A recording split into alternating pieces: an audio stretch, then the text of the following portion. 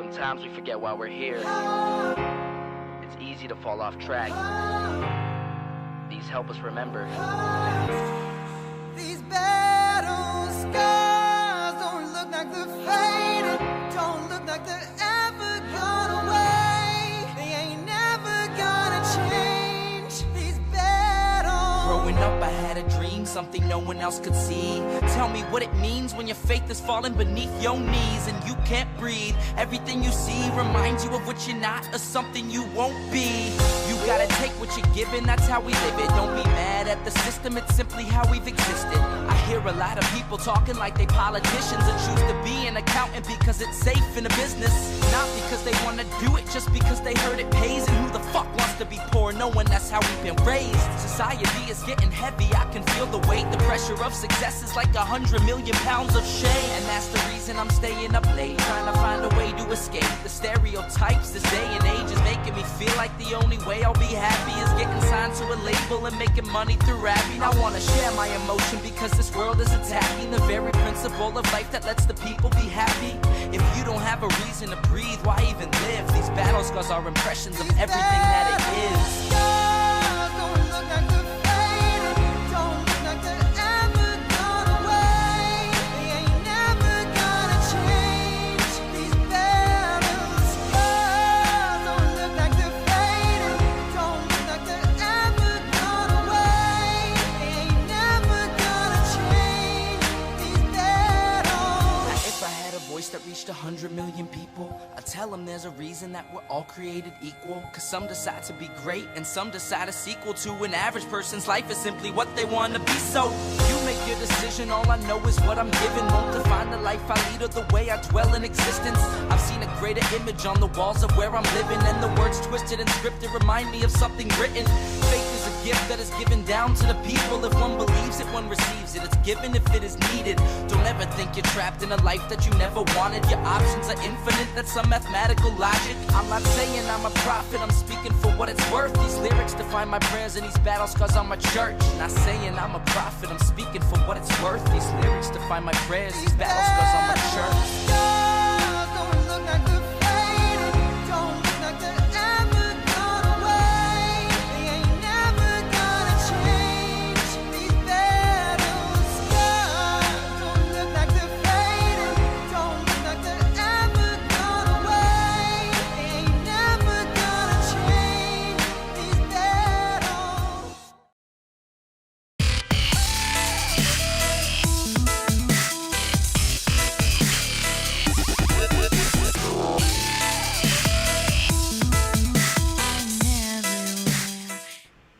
Okay, everyone, how are you doing?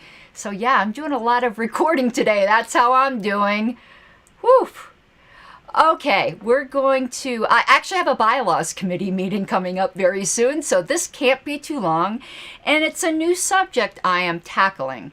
So periodically, as I find information, or as right now I'm getting almost everything, though I did find some other information from Ballot Access News. If you don't know what that is, it's a newsletter put out by Richard Winger, who is an amazing resource on ballot issues. He also runs the website type blog Ballot Access News, and I'd really encourage you to check that out. And I think it's like $15 a year for the newspaper or paper subscription. It supports him. I'm very happy to do it. But I like delving into these because when you talk about things and you have a discussion about them, I think it sinks in more. So that'll help because I'm really trying to absorb this information. And I think just in general, forget, just libertarians. Obviously, we're very concerned about this. But I think it should be of interest to everyone, and they just don't know it should be of interest to them. It's cold down here because they just don't know. There's the myth that little Johnny could grow up to be president, right? No. We know that's a pie-in-the-sky dream, but it's even more a pie-in-the-sky dream when you realize how heavily censored the ballot is. The absolutely corrupt duopoly. You know, it just then incenses me even more when people do and this happens every election, doesn't it? You can vote your cute little third party next time. This is the most important election of our lives. It's just funny how everyone seems to be that.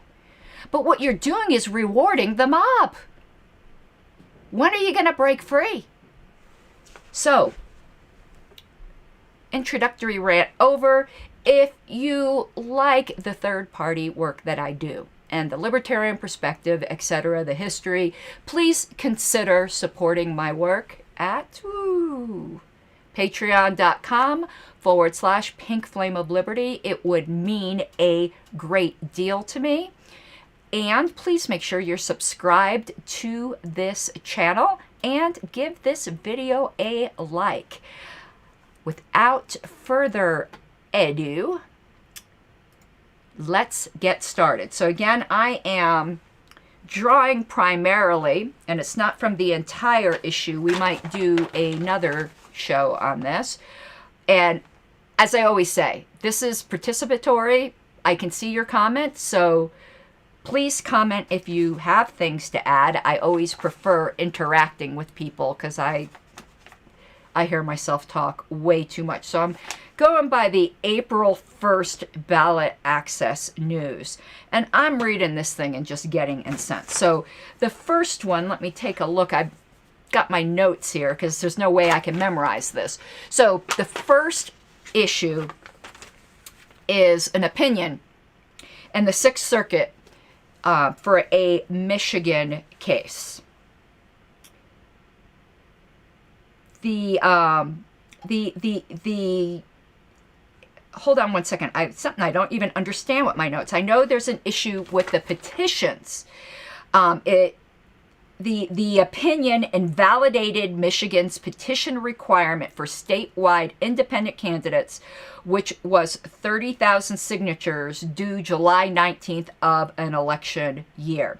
Now, the basis for the invalidation of these petitions is it's basically an impossibility that no presidential petition has ever successfully completed it. And the other issue is the deadline, because the deadline for it requires independent candidates to have completed their petition before the major parties nominate. And Richard Winger noted that similar issues are going on in Tennessee, so this could be a precedent. Now, this isn't definite yet, as long as it stands, because Michigan will probably ask for a rehearing. These requirements, they're cray-cray. But here's the one that's really got me, and that is fascinating. It's in Montana. There's legislation that passed out of committee. It's quite likely to become law. Now, it doesn't ease the 5,000 signature petition requirement or an unequal county distribution. For those of you who don't have that, we have that for, I think it's for Colorado constitutional amendments in Colorado, where you have to get a certain percentage of your signatures from each Senate district. And that makes it very difficult in Colorado in the rural areas, because, you know, where you could go door to door, heavily populated, and get a ton of signatures, in the rural areas, the houses are miles apart sometimes, and people don't congregate like at grocery stores and the like. So here's the background for this law, the issues that this law is attempting to remediate.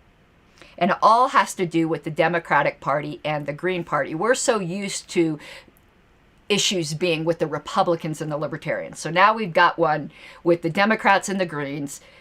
The Democrats screw the Greens just as much as the Republicans screw us. So the Greens were not a ballot qualified party in 2018, so they collected signatures.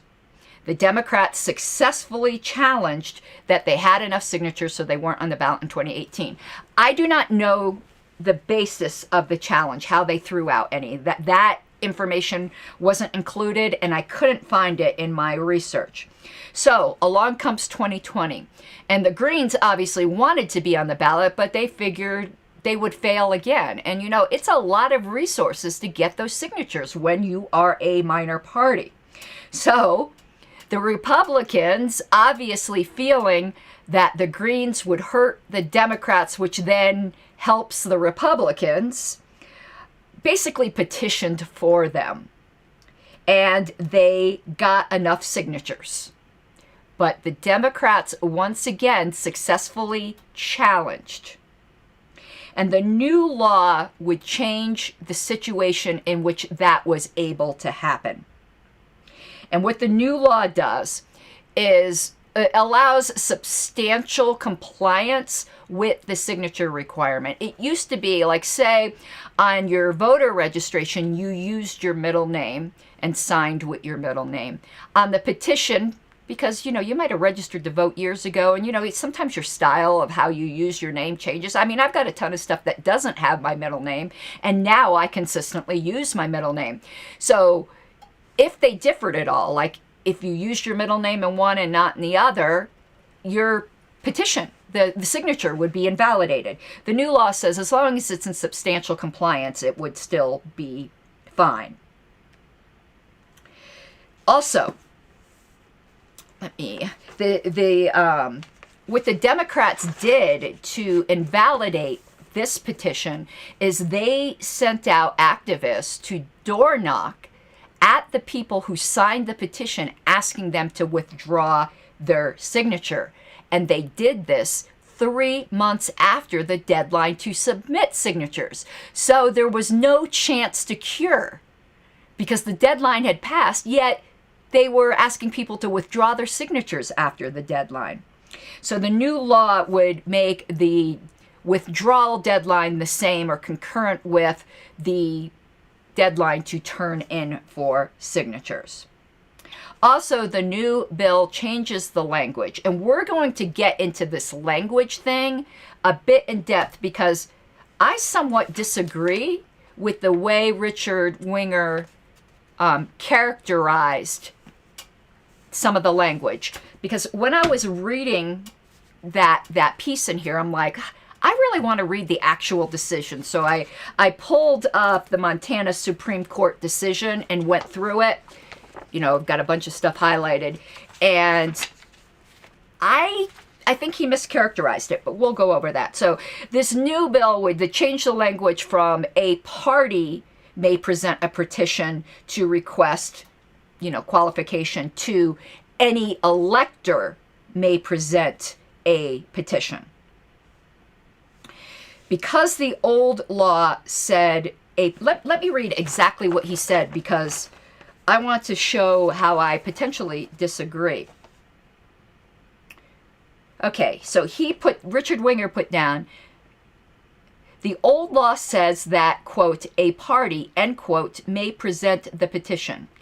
The state Supreme Court had construed the old law to mean that the Green Party 2020 petition was invalid because it had been circulated and submitted by people who were not real Greens. I don't think that's necessarily incorrect, but it's incomplete. And we'll get into that. But I wanted to read exactly what he said. But he notes that in Michigan, there's no public record of party registration. So unless a person declared what party they registered with, you would have no way of knowing.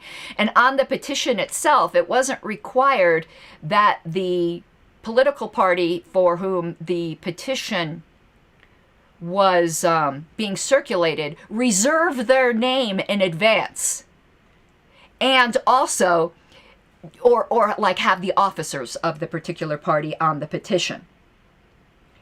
So Richard Winger characterized this as an arbitrary decision. I don't agree with that characterization. Let me make sure I am Let's find this here.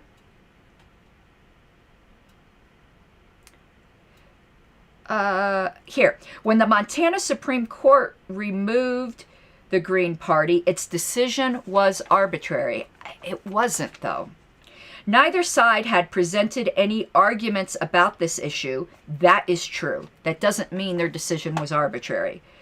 And the lower court had not even mentioned it. It could mean it was out of order, but it doesn't mean it was arbitrary. Thus, there was no evidence in the lawsuit to establish the motivations of the petitioners or their partisan feelings. Yes and no. The decision was based on the court's belief about the motivation of the circulators. Not exactly. And then Richard says, but petitions should never be invalidated just because an election official or a court doesn't like the motivation of the people circulating the petition.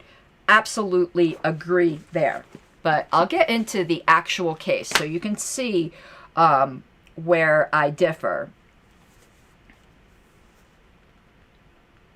Now, this bill has to go through the House, I believe. It's already passed the Senate. Now, here's what makes me so sick. It passed the Senate on strictly party lines. So all of the Republicans voted yes, and all the Democrats voted no. Why?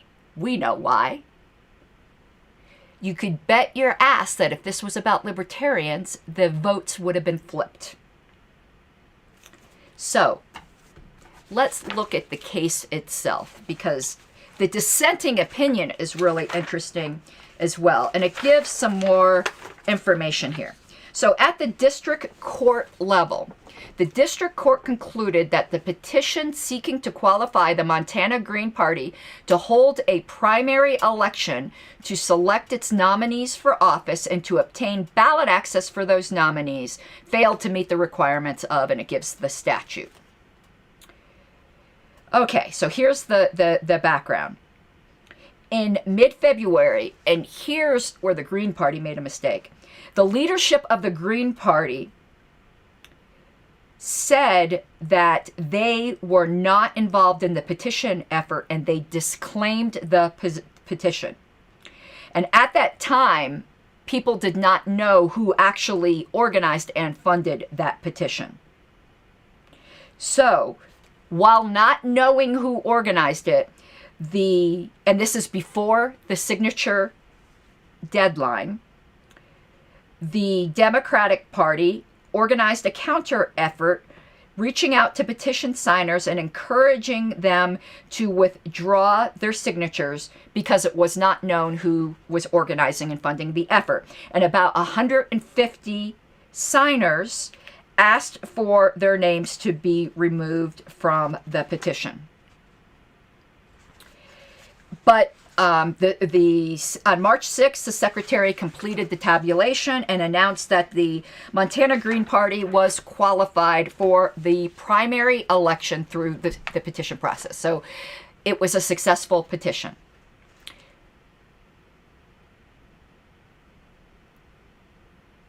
And shortly before the primary election, the Montana Green Party leadership publicly disclaimed the candidates running under its banner in the primary.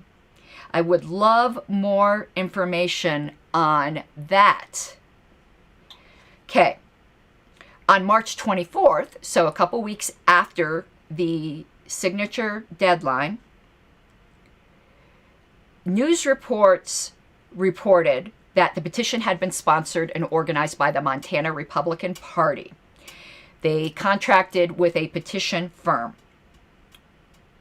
And the expenditure for the petition firm was accredited as an in-kind contribution to Montanans for Conservation on their financial disclosures.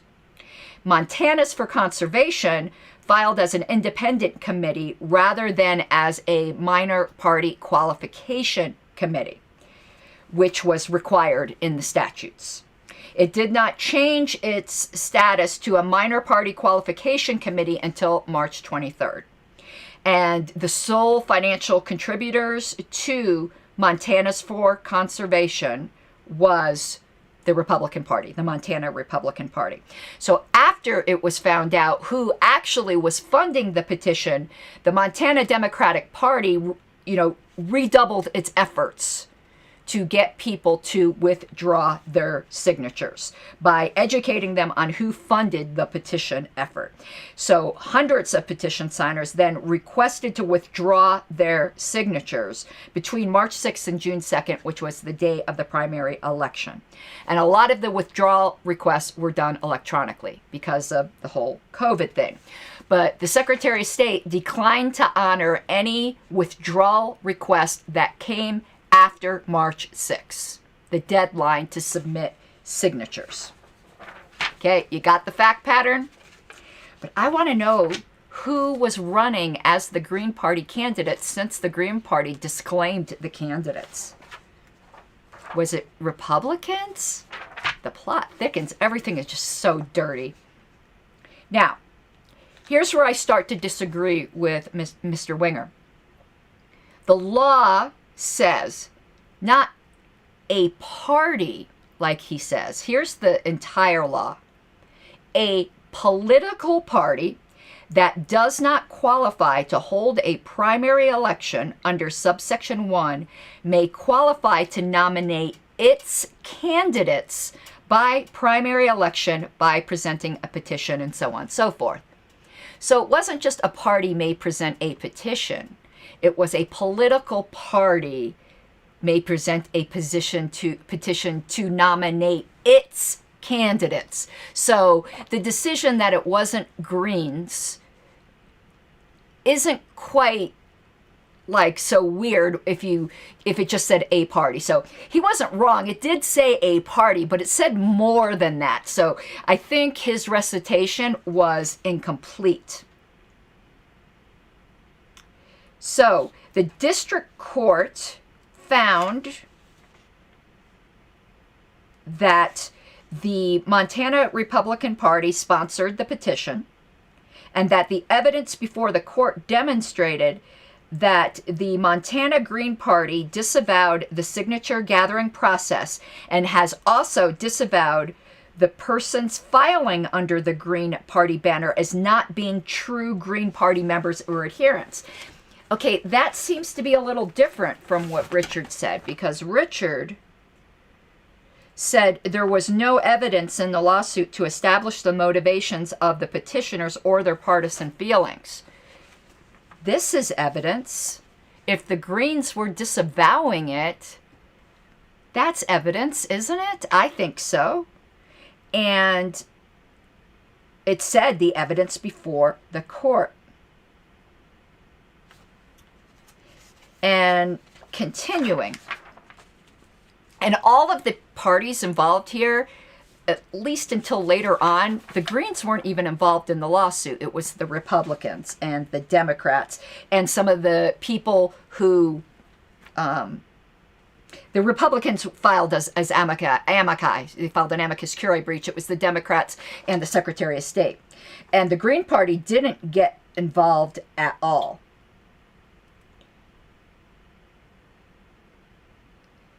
I'm unclear as to, they got involved in an ancillary matter. I'm not even going to get into that.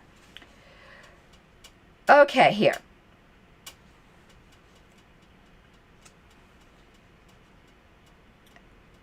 Now, it's interesting that the court, at least in its dicta, which is, just commentary on the decision, though this is the order, said that if any party, any person other than the political party itself presented a petition, so it says, if the statute allowed petitions to be presented to election administrators and then accepted by the Secretary of State without the subject minor party's participation or endorsement of the petition seeking to nominate that party's candidates through the primary process, serious concerns would be raised about violations of the associational rights of minor parties. And I agree, particularly since in this case, the candidates that ran under the Green Party banner were disavowed by the Green Party itself. So that is a concern. So is that now, once again, arbitrary? It's not an arbitrary decision. There's a rationale there. Okay, continue. The Montana Green Party did not authorize this, okay? We have established that. So now we're on the conclusion that the Secretary of State must invalidate. Okay.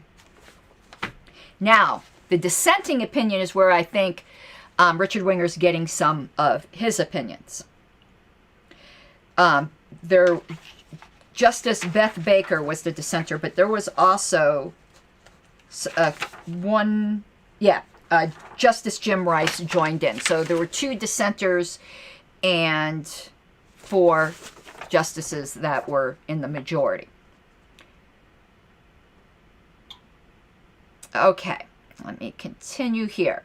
So it says that the theory of the Democratic Party was that because Montana's for Conservation was a shell group of the Republican Party and it wasn't disclosed that way, individuals who signed the petition who would reasonably believe it was sponsored by the Green Party were misled and therefore had the right to withdraw even if it was after the deadline.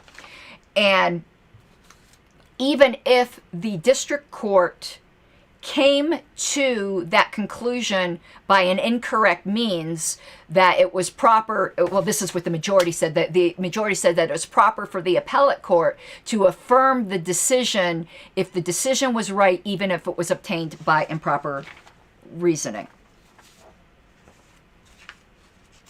So,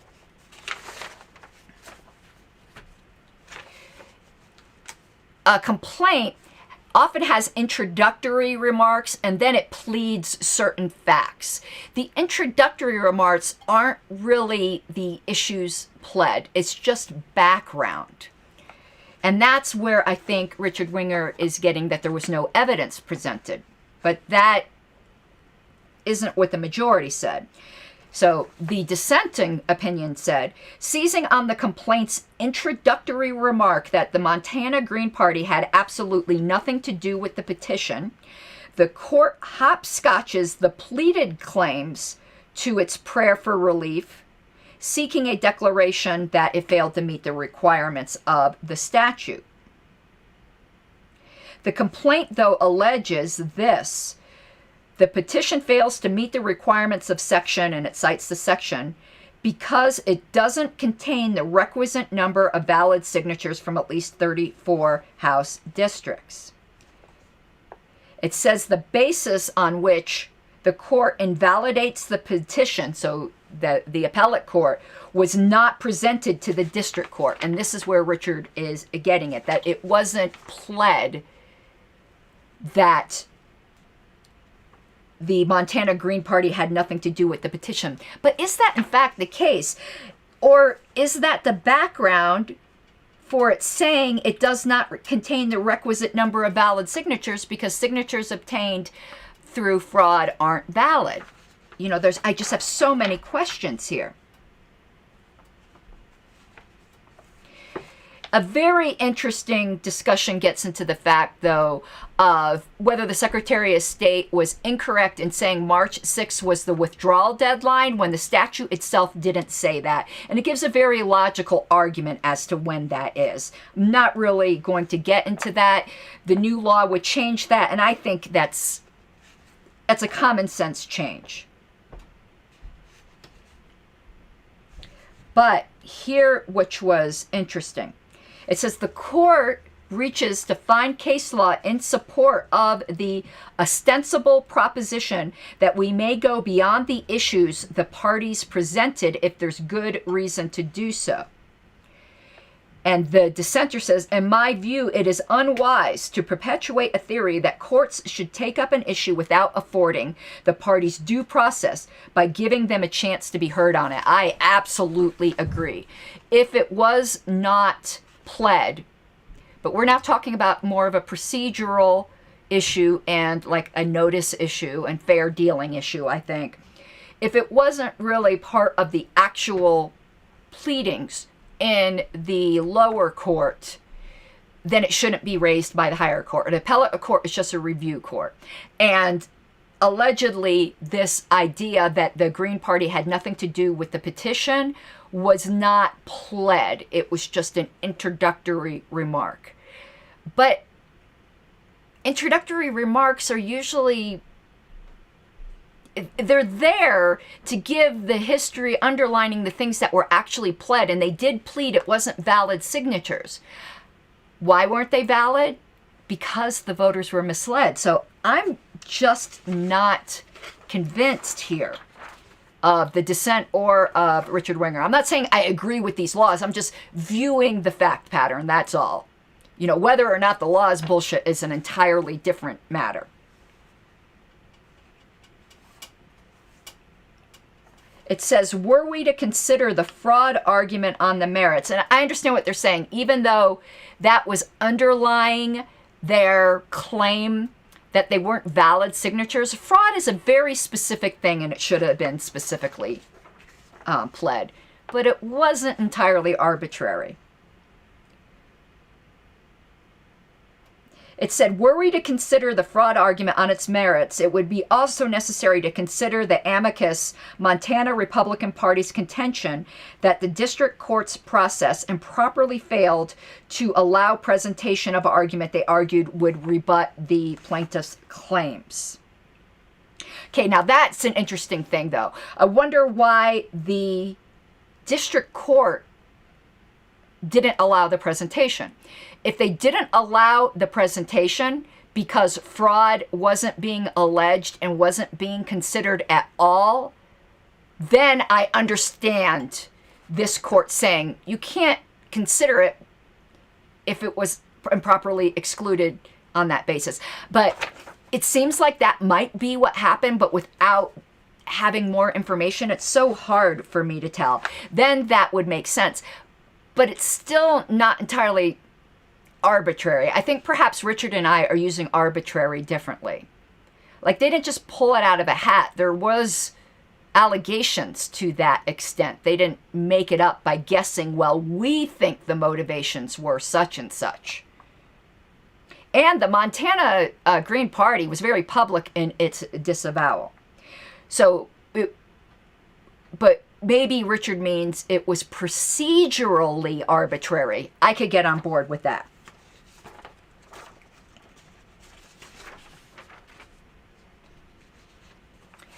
Okay, it says the district court rightly observed that the statutes do not expressly provide a process by which an individual may withdraw his or her signature. And this is dealing with whether or not the electronic withdrawals were valid. The district court held that they were valid because they had signed a Uniform Electronic Transmissions Act. And I forgot, I was just talking about this, I believe, with someone in Colorado who was talking about electronic signatures and how a federal law bound states that they had to accept it. And I read it, and that's not what it said. But anyway, this would seem to support, like the district court seemed to support that. It's like, well, you passed the Uniform Electronic Transactions Act, and because you didn't explicitly disallow electronic signatures, then you allowed them. And this dissenting opinion says that is not correct. And they get into some details as to why that's not correct.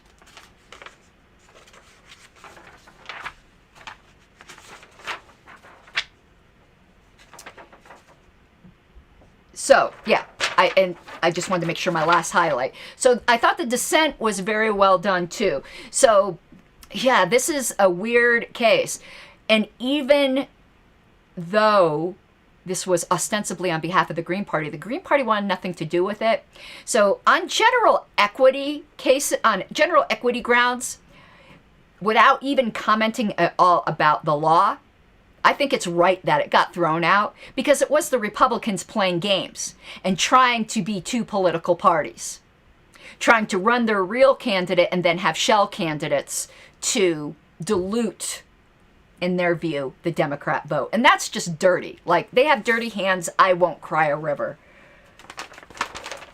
Okay, next one. We're only going to, I think, deal with one more, but that one was fascinating to me. Let me find, oh no, maybe two more. Let's see here. Okay, yeah, two more. Iowa. New legislation in Iowa. And it says now, Iowa prior to 2019 had really easy ballot access laws. Since 2019, it has the most severe ballot access laws it ever had. So it's, you know, extremes. It swung the extremes. So now for a statewide office, the petition requirements went from 1,500 to 3,500.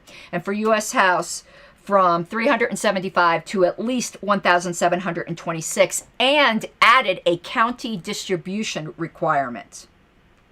So for statewide office, you have to get at least 100 signatures from each of the 19 counties. For House, you have to get 47 signatures from each of at least half of the counties in that district. And this is the first state to ever do this for those offices. And it passed under strictly partisan lines. You might wonder why. Well, here's why. And the partisan lines were the Republicans supporting these severe laws and the Democrats opposing them. Why? In the 2020 U.S. House race in the 3rd District of Iowa, the Libertarians beat the spread. Democrat votes, 219,205. Republican votes, 212,997. Libertarian votes, 15,361. More than double the spread. And it's not entirely unreasonable to think that if there was not a Libertarian candidate, that half or less of those who voted might have voted for the Republican. I mean, that's not entirely unreasonable, but they're not entitled to those votes. But so what did they do? To punish those people. How dare you not vote for the Republican? How dare you? That's what they did. Now, Richard Winger noticed that county distributions have been shown to be unconstitutional in other cases. So this likely will get struck down. And also in 2019, Iowa moved the deadline for the petitions from August to March. And the Libertarian Party is presently suing over that move. Okay, so now here's the last one. I wrote down North Carolina, but I think it's South Carolina. It's South Carolina. I don't know why I wrote down North Carolina. So South Carolina instituted filing fees for minor parties, or any parties, but it's the minor parties that do not nominate by primary, but instead nominate by convention. They used to only require them, from what I understood, for the parties that nominate by primary. And at first I thought, oh, that somewhat makes sense because primaries are on the public dime and they should be able to recoup some of that cost. Though later it turns out I was really wrong-headed in thinking that, but that's what I originally thought. But check out this filing fee.